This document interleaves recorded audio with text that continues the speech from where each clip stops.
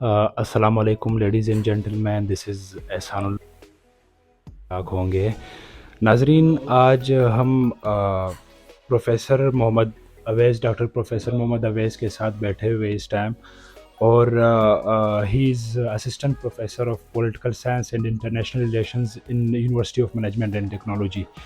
ناظرین، آج ہم ایسی شخصیت کے ساتھ بیٹھے ہوئے جس نے یونیورسٹی کے department of political science and international relations کو ایسے اپڈیٹ کیا ہے، بہت میجر اور بہت بڑا رول پلے کیا ہے اس کو اپڈیٹ کرنے کے لیے اور اس کو بلڈ اپ کرنے کے لیے۔ تو آج ہم ایسے شخصیت کے ساتھ بیٹھے ہوئے، today we will be discussing about the Afghanistan crisis. آپ کی جو انڈرسٹینڈنگ ہے، آپ کی جو ایک مسکنسیپشن ہے، وہ آج آپ کو پتہ چل جائے گا۔ ویڈیو کو اسکپ نہ کر لیجئے گا، اینڈ آف کورس ویڈیو کو لاسٹ تک دیکھ لیجئے گا، and he will be discussing the Afghanistan crisis. تو sir, I hope you are doing well. So today we will be discussing Afghanistan crisis with you. So can you explain me Afghanistan crisis in detail? Thank you. Yes, why not? Afghanistan crisis is all about a state which had been part of many regional politics, many regional power politics, as well as international politics. Even when it was founded, تب سے یہاں پہ جو ہے یہ crisis ہے. پوری 19 century Soviet Union اور برٹن جو ہے افغانستان کو کے اوپر مسلط رہے ہیں، اس کے بارے میں فیصلے کرتے رہے ہیں، اس کی آزادی کو سلب کرتے رہے ہیں. اسی لیے جب 20th سینچری میں فرسٹ ورلڈ وار کے بعد افغان برطانیہ نے افغانستان کو آزادی دینے کا فیصلہ کیا، یعنی کہ مسلط جو تھا برطانیہ اس کی خارجہ پالیسی پہ، اس سے آزادی دینے کا فیصلہ کیا، تو اس کے بعد افغانستان نے ماڈرنائزیشن بھی افغانستان میں ہوئی، ڈیولپمنٹ بھی ہوئی، اور افغانستان نے پروگریس کی. لیکن کولڈ وار پالیٹکس نے افغانستان کو ایک دفعہ پھر جو ہے سینٹرل اسٹیج پہ لے کر آ گئے. کولڈ وار، اب افغانستان کا جو میجر ایشو تھا وہ یہ تھا کہ Afghanistan is a state situated between different regions like South Asia, Central Asia, West Asia and China. اور سوویت یونین کے بارے میں کہا یہ جاتا ہے کہ سوویت یونین یا رشیا، اس کا یہ ہمیشہ سے اس کا یہ آبجیکٹو رہا ہے کہ اس نے عربین سی تک رسائی حاصل کرنی ہے، جانے کی کوشش کی. ہاں، that was since 19th century in کی یہ کوششیں جاری تھیں. اور کیونکہ سوویت یونین کا جو سب سے بڑا ڈرا بیک ہے وہ اس کے پاس گرم پانی تک رسائی نہیں ہے، اس وجہ سے اس کے اوپر ایکسپورٹس پہ اس کے اثر انداز ہوتی ہے یہ پرابلم. تو اس نے کہا کہ یہ ایک آسان جگہ ہے افغانستان سے جو ہے یہاں تک پہنچنا. اچھا، تو سر یہ اس کا جو مین آبجیکٹو تھا وہ یہ تھا کہ یہاں پہ یہ گرم آنے تک ان کی کوشش تھی کہ یہاں پہ آ جائے اور یہ ہاں، ریجن آ سکے. یہ ریجن، اس ریجن میں جو ہمارا بلوچستان ہے، جی. یہ اس ریجن کو سمجھتا ہے کہ اگر وہ اس ریجن تک افغانستان تک آ جاتا ہے تو پھر آرام سے بلوچستان کو کیپچر کر کے وہ کیپچر کر کے پہنچ سکتا تھا اس پر. اور اسی لیے کیونکہ 19 سینچری کی میں نے بات اس لیے کی تھی کیونکہ 19 سینچری میں برطانیہ اور روس نے یہ معاہدہ کیا تھا کہ افغانستان کو ہم بفر اسٹیٹ بنا دیں، کیونکہ ہماری رائیولری، اگر ایک دوسرے کے ساتھ ہم بارڈر پہ ہوں گے تو ہماری جنگ ہونے کا خدشہ زیادہ بڑھ جائے گا. تو افغانستان کو ایک بفر اسٹیٹ کے طور پہ ہم ایکسیپٹ کر لیتے. تو اس کے لیے 2 ایگریمنٹ ہوئے تھے. ایک باؤنڈری ایگریمنٹ ہوا تھا افغانستان اور برطانیہ کے درمیان، اور ایک باؤنڈری ایگریمنٹ ہوا تھا رشیا اور افغانستان کے درمیان، اور ایک اور ایگریمنٹ ہوا تھا برطانیہ اور رشیا کے درمیان. تو اس کے تحت انہوں نے جو ہے یہ ایکسیپٹ کیا کہ افغانستان کو as an independent state exist کرنا چاہیے اس ریجن میں. لیکن کولڈ وار پالیٹکس میں، کیونکہ کولڈ وار پالیٹکس میں افغانستان جو تھا وہ that was one of the states جو کہ جس کا شمار ایک تھرڈ ورلڈ کنٹری میں بھی ہوتا جی تھا، جی جس کا شمار ایک نیوٹرل اسٹیٹ میں بھی ہوتا تھا، جی جس کا شمار ایک ایسے اسٹیٹ میں ہوتا تھا جو کسی الائنس کا حصہ نہیں تھا، لیکن جو میجر پرابلم افغانستان کی تھی وہ افغانستان کی اکانومی تھی۔ اکانومی۔ اچھا یہ بہت انڈیپینڈنٹ ہو جاتا ہے سر کہ افغانستان کی اکانومی ہی ضروری تھی ان کے لیے، ایک انڈیپینڈنٹ اکانومی ہی ضروری تھی ان کے لیے؟ ہاں، افغانستان کی جو حکومتیں گزری ہیں ان کے لیے امپورٹنٹ بات یہ تھی کہ ان کی اکانومی کسی طرح سسٹین کرے۔ جی ان کے ریونیو زیادہ کم تھا، انکم جنریٹ کم تھی اور اخراجات زیادہ تھے۔ ظاہر سی بات ہے ایک بہت بڑا اگر آپ افغانستان کا رقبہ دیکھیں تو ایک بہت بڑا رقبہ افغانستان کے پاس ہے، اور اچھا خاص رقبہ کافی زیادہ ہے اور پاپولیشن کافی کم ہے۔ پاپولیشن کم ہے، تو اس کو مینیج کرنا بھی ان کے لیے مشکل ہوتا ہے، دور دور پاپولیشن ہے، مین سینٹرز تو بہت کم ہے، جیسے مین سینٹرز میں کابل ہے یا مزار ہے، مزار شریف ہے، اور یہ ہزار یہ ہے کیا نام ہے اس کا، ہرات ہے، اور جلال آباد ہے، جلال آباد یا بھی، یہ قندھار ہے، تو یہ قندھار۔ مین سینٹرز ہیں افغانستان کے۔ تو آبادی زیادہ اس میں زیادہ ہے، لیکن رورل ایریاز میں بھی آبادی ایگزسٹ کرتی ہے، لیکن اس کے آس پاس رورل ایریاز میں زیادہ ایگزسٹ کرتی ہے، لیکن وہاں پہ بنجر زمین بھی ویسے ہی ایگزسٹ کرتی ہے۔ اکثر میں نے سر یہ یہاں پہ میں نے تھوڑا سا اس کو میں فزیکل لے کے جاتا ہوں، اس میں یہ تھا افغانستان کے اندر جو ایریا آف انٹرسٹ تھا وہ کافی زیادہ تھا، پاپولیشن کم تھی، اور جو لوگ تھے وہ بالکل بھی اس چیز کی طرف نہیں جاتا، تو انٹرفیئر نہیں کرنا چاہتے تھے۔ یہ تھوڑا سا کمپلیکیٹ ہو جاتا ہے یہ۔ ہاں، اس کی وجہ یہ ہے کہ افغانستان جو ہے وہ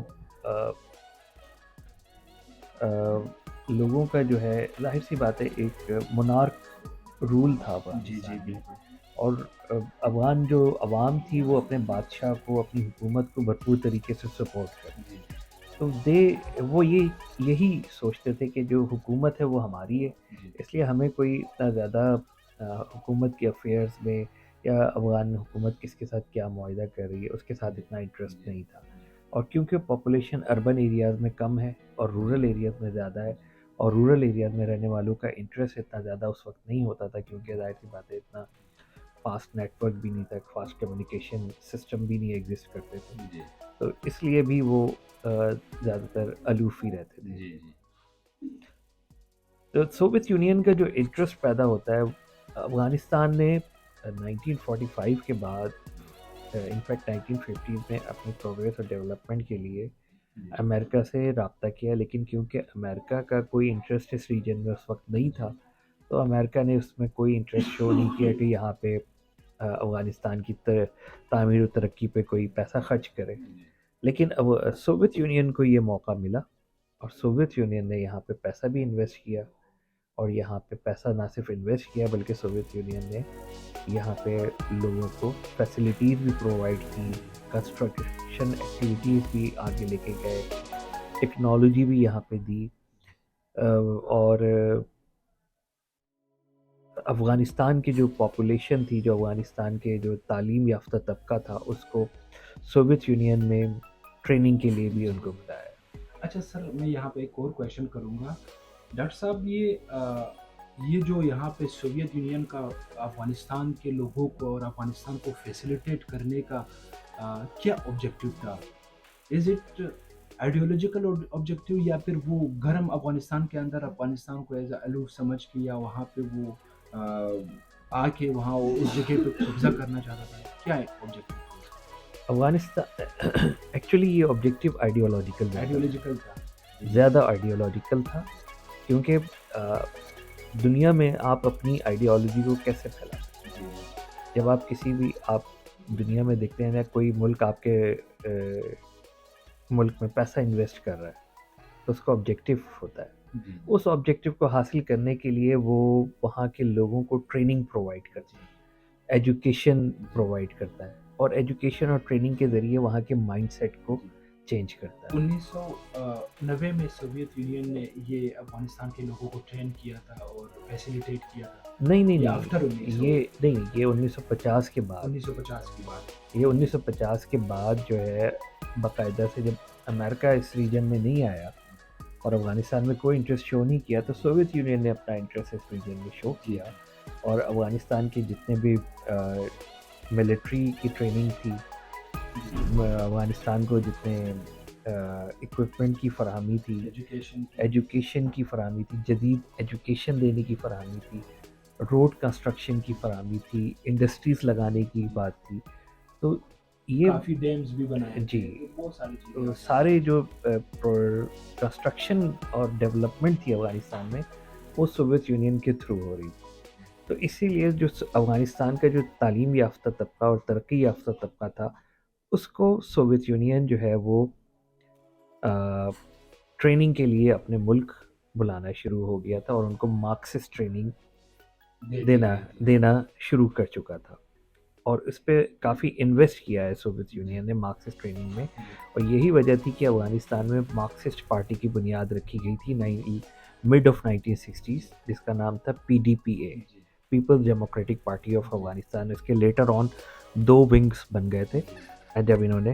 تو آپ یہ دیکھتے ہیں کہ پہلے انہوں نے رجیم چینج کروایا ظاہر شاہ کا 1973 میں، جب داؤد جو ظاہر شاہ کا بھتیجا تھا، اس نے وہاں پہ ملٹری کو کیا اور افغانستان کو ایک ریپبلک ڈکلیئر کیا. اس کو جب حکومت سنبھالی ہے تو اس کے کچھ سال تک تو وہ سوویت یونین کے پالیسی کے دائرہ اختیار میں رہا، لیکن 1976 آنورڈ جو تھا اس کی پالیسی میں چینج آنا شروع ہو گیا سردار داؤد کی. جب اس کی پالیسی میں چینج آنا شروع ہوا تو سوویت یونین کو اپنی آئیڈیالوجی کا خطرہ محسوس ہوا، تو وہاں پہ اس نے سوویت یونین فورسز میں سویلینز اور یہ جو PDPA میں نے آپ کو پولیٹیکل پارٹی دی، ان کے لوگوں کو انسٹیگیٹ کیا کہ یہ داؤد جو ہے ان کے انٹرسٹ کے لیے خطرہ ہے، اور اس سے مارکسسٹ رجیم جو ہے وہ قائم نہیں رہ سکے گا، یہ واپس کیپٹلسٹ چینج ہو جائے گا. کیونکہ سردار داؤد کا جھکاؤ جو تھا وہ پاکستان، سعودی عرب اور امریکہ کی طرف بڑھنا شروع ہو گیا تھا. تو اس چیز کو مد نظر رکھتے ہوئے سردار داؤد شاہ کو وہاں پہ بھی کافی 1978 میں جو ریولوشن جسے ہم کہتے ہیں افغانستان میں جو ریولوشن آیا تھا اپریل 1978 میں، جس میں پورے سردار داؤد کی پوری فیملی کو ختم کر دیا گیا تھا، اور جتنے ان کے جتنے بھی لوگ اس کے وفادار تھے ان تمام کو اسیسینیٹ کر کے وہاں پہ رجیم چینج کر دیا گیا. افغانستان کے اندر سوویت یونین کے آنے کا مقصد بھی یہی تھا. دسمبر 1979 میں جب سوویت یونین نے اپنی فورسز افغانستان میں اتاری ہیں، تو وہاں پہ سب سے بڑا خطرہ ہی مارکسسٹ رجیم کے قائم رہنے کا تھا. اور سر یہ ایکچولی نا جیسے ہم نے اپنی لاسٹ ویڈیو میں بات کی تھی کہ دس واز بیسیکلی تھریٹ کے جو بہت ہی جلدی پھیل سکتا ہے، تو کمیونزم کا بھی ایک یہ نظریہ تھا کہ ہم افغانستان کے اندر، جیسے سر نے بات کی، ڈاکٹر صاحب نے بات کی، تو یہ جو کمیونزم تھا یہ افغانستان کے اندر آ کے اور وہاں کا جو سارا پاپولیشن تھا یا ایک گورنمنٹ رائز ہوا تھا، اس کا یہ مطلب تھا کہ پورے افغانستان کے اندر ایک کمیونسٹ بلاک بن گیا. ٹھیک ہے، تو یہ basically this was about the ideology کہ کیسے آیا، اور پھر بعد میں اس کو اسیسینیٹ کر دیا تھا، کیپٹلسٹ یا رجیم چینج کر دیا تھا. ایکچولی جو مقصد تھا وہ یہی تھا کہ مارکسسٹ ریولوشن جو افغانستان میں آئی ہے اس کو سسٹین رکھنا مشکل ہو رہا تھا. یہی وجہ تھی کہ سوویت یونین نے اپنی فورسز افغانستان میں اتاری. سوویت یونین کا یہ کہنا تھا کہ جو افغان حکومت تھی اس نے ہم سے گزارش کی تھی کہ ان کی حکومت کو خطرہ ہے، اس لیے جو ہے ہماری مدد کے لیے آپ اپنی فوجیں بھیجیں. تو بیسیکلی دونوں کے آبجیکٹیو وہاں پہ تھے. افغانستان میں افغان حکومت جو ہے اپنے آپ کو سسٹین کرنا چاہ رہی تھی، اور سوویت یونین یہ نہیں چاہتا تھا کہ مارکسسٹ رجیم جو ہے وہاں پہ ختم ہو جائے. اس لیے بہت بڑی تعداد میں سوویت یونین نے اپنی فورسز افغانستان میں اتاری. کہتے یہ ہیں کہ افغانستان نے مارکسسٹ رجیم میں سوویت یونین کے دور میں بہت اچھا دور تھا. وہاں پہ لوگوں کے پاس روزگار بھی تھا، لوگوں کے پاس کھانے پینے کے لیے سامان بھی تھا، اور لوگ اچھی زندگی، انڈسٹریز بھی سوویت یونین نے افغانستان میں ڈیولپ ہو گئی تھی، وہاں پہ کام کر رہی تھی. تو اس وقت یہ صورت حال تھی. لیکن یہ جو ہے ان پیرلل اگر دیکھیں تو سچویشن ان پیرلل افغانستان میں سوویت یونین کی موجودگی اگر ہم یہ دیکھتے ہیں تو یہ یو ایس کی فورن پالیسی سے ڈائریکٹلی کانٹراڈکٹ کرتی ہے. اور یہاں پہ یو ایس افغانستان میں سوویت یونین کا ایکسپینشن یہ کسی بھی طریقے سے امریکہ کے انٹرسٹ میں نہیں تھا. ہم نے جیسے کولڈ وار کے شروع میں پڑھا کہ America adopted policy of containment and they formed alliances for this purpose. C2 and CENTO and other alliances on ONUS in Australia and New Zealand and NATO. اس طرح کے سیکیورٹی الائنسز بنانے کا ہی مقصد یہ تھا کہ سوویت کی ایکسپینشن روکی جائے. پھر اسی طرح ہم نے ڈومینو تھیوری بھی پڑھی تھی کہ اگر ایک ملک میں کمیونزم پھیل جاتا تو اس کا مطلب یہ کہ کمیونزم باقی ممالک میں بھی ایکسپینڈ کر سکتا ہے. تو یہ ڈومینو تھیوری جو امریکہ کی تھی یہاں پہ اور سوویت یونین امریکہ کی جو پالیسی تھی کمیونزم کو دیکھتے ہوئے ریڈ اسکیئر اور یہ ساری چیزیں, تو امریکہ کے خیال میں اگر یہ کمیونزم کو افغانستان میں نہیں روکا گیا تو یہ باقی اسٹیٹس میں بھی پھیلنا شروع ہو جائے. تو اس لیے امریکہ نے اپنے آبجیکٹیوز کو اچیو کرنے کے لیے نیبرنگ اسٹیٹس میں پاکستان اس کا ایک وہ الائی تھا جو کہ پاکستان کا سر پاکستان کے اندر جو یہ ایک ایشو رائز ہوتا ہے یا انٹرسٹ رائز ہوتا ہے یا میرے خیال کسی کو پتہ نہیں ہے, پھر یہ آپ بھی تھوڑا سا ایکسپلین کر لیجیے گا کہ پاکستان کے ساتھ کیا انٹرسٹ تھا اور پاکستان کے اندر وہ جو انٹرسٹ تھا وہ کیا انٹرسٹ تھا, وہ ذرا ایکسپلین کر لیجیے. امریکہ کا جی امریکہ کے دیکھیں جس طرح سوویت یونین نے افغانستان میں انویسٹمنٹ کی ہے اسی طرح امریکہ نے پاکستان میں انویسٹمنٹ کی ہے, کافی انویسٹمنٹ کی ہے, فوج میں بھی انویسٹمنٹ کی ہے, سول اداروں میں بھی کی ہے. 1960s کی green revolution industrial revolution Pakistan میں جو آئی اس کے پیچھے بھی امریکن انویسٹمنٹ امریکہ کے جتنے بھی بڑے بڑے پروجیکٹس ہیں پاکستان کے جتنے بھی بڑے بڑے پروجیکٹس ہیں اس میں امریکہ کا رول کافی حد تک رہا ہے 1960s تک. تو اس وجہ سے اگر ہم یہ دیکھتے ہیں تو اس چیز کو مد نظر رکھتے ہیں. اسی طرح ہمارے جو سول اداروں میں ہیں, اسی طرح ہماری ایجوکیشن کے حوالے سے جو ان کے فل برائٹ پروگرامز ہیں, دوسرے اسکالرشپ اپرچونیٹیز ہیں ہمارے پاس. سر یہ جو ہمارے پاس اس ٹائم ڈیولپمنٹس ہوئی ہے از اٹ یہ وہی ڈیولپمنٹس جو یو ایس اے نے کیا تھا ڈیورنگ 1990s یا پھر بعد میں کیا تھا؟ اس میجر جو ڈیولپمنٹ تھی امریکہ نے ڈائریکٹلی تو نہیں کی, وہ ورلڈ بینک کے تھرو ہوئی ہے. ہاں اسی طرح دوسرے ڈیولپمنٹ کے یو ایس ایڈ کے تھرو ہوئی ہے. ڈائریکٹ امریکہ جو ہے صرف ہمارے جو پروجیکٹس تھے اس میں جو ڈیمز کنسٹرکشن تھی اس میں انوالو, ڈیمز کافی ڈیمز بنائے ہیں. باقی آپ ہماری فوج کی جو ٹریننگ ہے, ایئر فورس کی جو ٹریننگ ہے اس کے پیچھے بھی امریکنس ہی ہے. یعنی ایک عرصے تک لیٹ 1970s تک ہمارے فوج جو ہے وہ امریکہ جاتی تھی. ہمارے سپاہی جو میجر پوزیشنز پہ ہوتے تھے وہ ٹریننگ کے لیے امریکہ جاتے تھے, اور آج بھی ہمارے فوجی ریٹائر ہو کے امریکہ ہی جاتے ہیں. This is basically very interesting, sir. Yes, and Americans knew that their objectives could only be fulfilled by Pakistan in Afghanistan. Neither India nor Iran, who was an ally of America till Islamic Revolution in 1979. جب Islamic revolution آ گئی تو پھر ایران اس contact سے باہر آ گیا, تو ایران تو interest پورا نہیں کر سکتا تھا, صرف پاکستان تھا. اور پاکستان کا یہ انٹرسٹ ہے کہ پاکستان کو پیسہ کہاں سے ملنا ہے, پاکستان کی معیشت جو نیچے جا رہی ہے اس کو استحکام دینے کے لیے پیسہ کہاں سے ملے گا. یہی ہم دیکھتے ہیں 1980s میں ہماری جو افغان پالیسی تھی اس کے پیچھے بھی یہی ڈرائیور تھا, اور جو 2001 میں امریکہ افغانستان میں آیا تب بھی یہی ڈرائیور تھا کہ ہمارے اکانومی کو مضبوط کرنے کے لیے پیسے کہاں سے آتے, تو وہ پیسے امریکہ سے آتے تھے.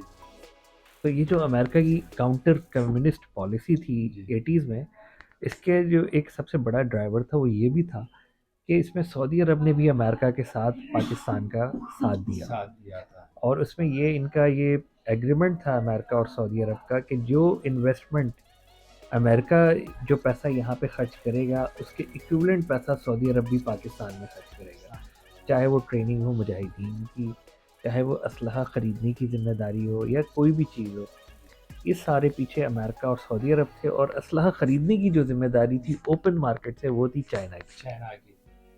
چائنا نے اوپن مارکیٹ سے اسلحہ خرید کے جو ہے وہ پرووائڈ کیا۔ تو یہ در حقیقت یہ انٹرسٹ ہیں پاکستان اور امریکہ کے جو ایک دوسرے کو مجبور کرتے ہیں کہ یہ نہ ایک دوسرے سے الگ رہ سکتے ہیں نہ ایک دوسرے سے دور رہ سکتے ہیں۔ امریکہ کی انوالومنٹ ہوئی ہے افغانستان میں پاکستان کے تھرو، اور پاکستان کے اپنے بھی آبجیکٹیو تھے یہاں پہ اس ریجن میں۔ پاکستان کو موقع ملا افغانستان کے اوپر پہلی دفعہ کنٹرول کرنے کا، افغان پاپولیشن کو کنٹرول کرنے کا، افغان کی لیڈرشپ کو کنٹرول کرنے کا۔ تو اس کے نتیجے میں سوویت یونین نے کے اوپر پریشر پڑا کہ سوویت یونین جو ہے افغانستان سے وڈرا کرے۔ اس کی بیسیکلی بہت سارے ریزن ہیں، جس میں سب سے بڑا ریزن سوویت یونین کی اپنی اکانومیکل کولیپس تھا، کیونکہ جگہ جگہ پہ اس کا جو اکنامک سسٹم تھا وہ اس کے پولیٹیکل اور آئیڈیالوجی سے نکلا ہوا تھا، آئیڈیالوجیکل بیسڈ اکنامک سسٹم تھا، جس میں گروتھ کی، ڈیولپمنٹ کے اوپر کوئی پروگریس نہیں کی تھی۔ دنیا میں ایڈوانسمنٹ ہو رہی تھی لیکن سوویت یونین میں ایڈوانسمنٹ نہیں ہو رہی۔ تو یہی وجہ تھی کہ سوویت یونین نے ایڈوانسمنٹ وقت کے ساتھ نہیں کی، اپنے سسٹم کے اندر ویریشن نہیں لے کر آیا۔ تو یہی وجہ تھی کہ ود ان سوویت یونین یہ پریشر نہیں آنے والی جو گورباچوف کی حکومت تھی 1985 میں، اس پہ پریشر پڑنا شروع ہوا کہ وہ وڈرا کرے، اور اس کو پھر احساس ہوا کہ now it is time for restructuring the economic and political system of Soviet Union. اور اس کے تحت ان کا جو سب سے پہلا اسٹیپ تھا وہ یہی تھا کہ افغانستان سے وڈرا کریں، جس کے لیے جنیوا ایکارڈ 1988 میں سائن ہوا تھا۔ جب جنیوا ایکارڈ سائن ہوا 1988 میں تو اس کے ایک سال کے اندر فیبروری 1989 تک سوویت یونین اپنی فورسز نکال چکا تھا۔